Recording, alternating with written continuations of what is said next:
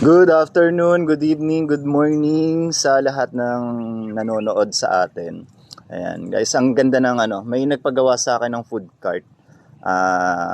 Mag-asawa na yung isa foreigner, pero Pinoy na rin siya.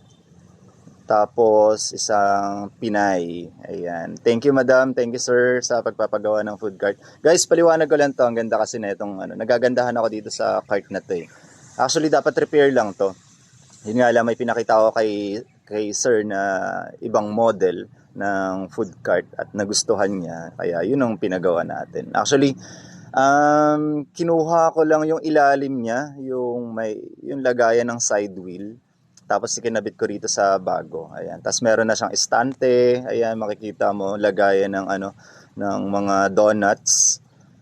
Ayan, tapos detachable yung roofing niyan, guys, just in case na mayroon kayong maliit na garahe, pwede siyang tanggalin.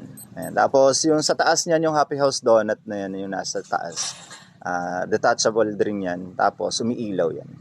Ayun, so guys, kapag magpapagawa kayo sa akin, message nyo lang ako. Marami tayong listing sa marketplace, whether rin dito sa Facebook page or personal message lang.